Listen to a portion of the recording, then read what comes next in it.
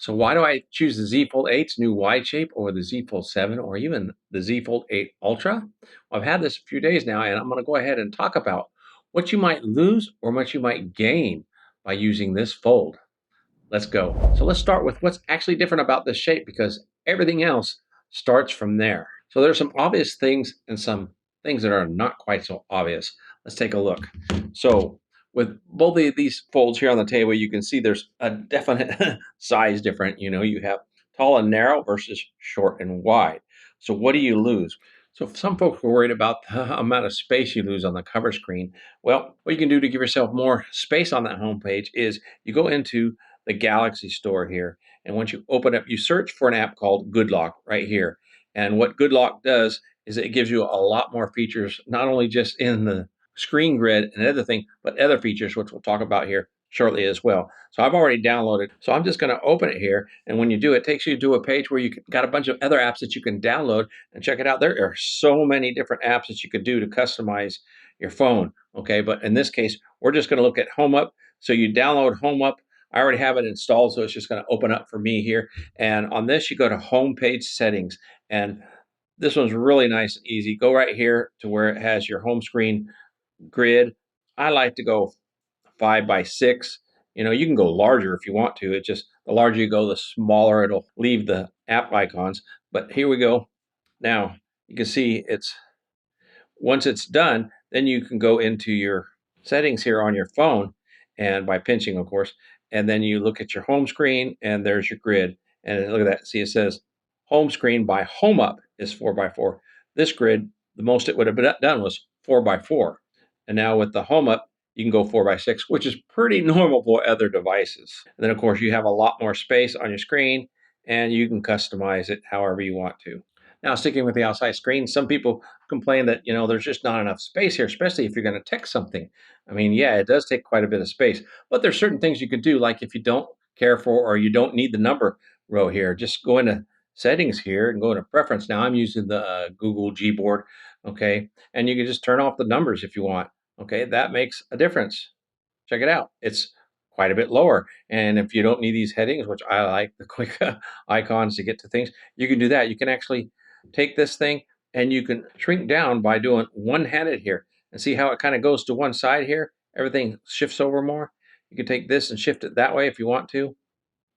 And you can actually customize the size. So make it a little smaller. Okay, now it's all really on one side. Now it's definitely one finger. Things are a little bit smaller. Now, if you're afraid of losing it, get yourself that grip on the back so you can hold it. Now, other than that, I don't see a whole lot of loss here on the shorter one. As a matter of fact, I just think you have a lot more space and you can see a lot more, especially if you go into viewing things like a YouTube video. Like you can simply see here, you just have more viewing space right here. You can see it is a much larger screen. And then, of course, if you want to spread them out full screen, you lose a lot more over here because it spreads out and crops off the top, where this one you don't. See, my head is gone. So as far as the external screen, I think you get a lot better viewing when you're multimedia consuming on these devices. And then clearly, while we're here, if you just open them up, you get a much larger viewing screen here. And then, of course, if you go full screen, you don't lose a whole lot. You lose a lot here, unless, of course, you rotate it. Okay, then you get a little bit more, but you still lose a little more here on the side than you do on something like this. Okay, see how there's a little more side? You can see the couches. You just get a better viewing altogether, I think, on the wider aspect ratio. Not to mention, got a much smaller, more lightweight, compact phone right here. Now, a lot of people want to know about multitasking. Well, on this one, it works really well here. I've got it already preset up. I got 3 apps side by side right here, which is really cool. And if you want to enlarge one of them, you can actually do that. Okay, go to the same side. And then if you want to, you can select this button and you can do the old style of 3 apps, just like we had. The only option really we used to have with the Z Fold. But as you can see here, this got a little more useful because it is a little bit wider here. But I still like the 3 side by side. Now, of course, I could get into more depth about multitasking, but there's a lot of videos out there on multitasking, and maybe I'll do one at a later date. Now, believe it or not, I watch a lot more content on this phone than I have any of my other phones, simply because of the aspect ratio. And you can go full screen without losing much at all of the video, and I'm really enjoying that. And a side benefit of that is when you use a kickstand, put it on the back there. Now you can prop it up in any format that you want to watch videos. As you can see right there, works great. And of course, if you want to even go lower, you can adjust it any way you want just by turning and twisting it. Now I've got the stand on there. I want to show you it makes a really good pop socket. So you can put it on your finger. You can put it on your finger so it becomes very secure, and you can maneuver around with it just like so, which is really cool. And I'm really enjoying it this way. Whereas on the Z Fold 7 or the 8 Ultra, you know, people will say you can do that on there too. Well, it's kind of a little top heavy, and especially if you are texting with one finger. Now it's up more. This is up more towards the center. You can't. The reachability is not there anymore. So that is again another advantage of the shorter screen. Now, since we're talking about the case, this also, you know, works really good on your magnetic mounts in the car, for example. So you put this on the car, it's going to hold. I can't do that with my other folds because they are a little too heavy and a little too bulky, and they are top heavy. This thing will not spin. It'll stay right where you set it, okay? With all the bumps in the road, it's going to stay right there. It did not spin. Whereas something like the Z Fold, you know, when you hit the bumps in the road, it starts to spin. Look at that. You can see it'll spin on you. It won't stay upright. And what's really cool is on this one, you can actually even open it up and it's going to hold. Okay? So, I mean, that is a really good reason to use this. It is lightweight and it holds on the mount a whole lot better. And you can get these charging mounts for inside the car. This is actually one, if I wanted to use it. This is a dash mount. It suction cups right to the dash, and you plug it in right there, and it keeps the phone charged. There's a link in the description to this product if you want to go there, as well as the cases to these phones. Hey, I want to take a quick second and thank you for watching this video as I talk about the Z Fold 8 and why I prefer it over the Z Fold 7. If you get something out of this video, do me a favor, smash that like button down below because it really does help out the channel. And if you haven't already, make sure to subscribe so you don't miss out on more content on the Z Fold 8 and more. Let's get back to the video. Now we need to address the cameras because a lot of folks say it's a downfall not having that triple lineup camera that you have on the Z Fold 7 or the Ultra.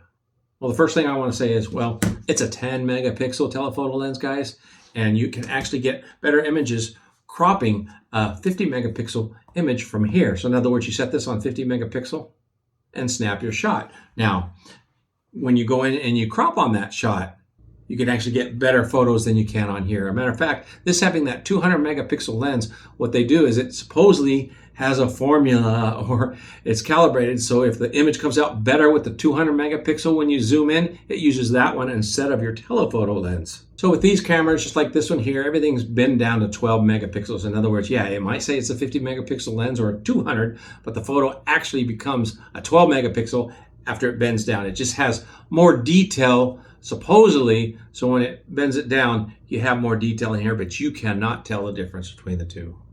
Now, what Apple does to cheat that system is they take all their photos and they bend them down to 24 megapixels. So that's twice the resolution as most other manufacturers and their phones. Well, you can do that now with the Z Fold 8 and even the Z Fold 8 Ultra. You can change the camera using this app to 24 megapixels automatic. So check this out. So now for this one, you want to go into that Goodlock again, and this time you want to download the Camera Assistant app.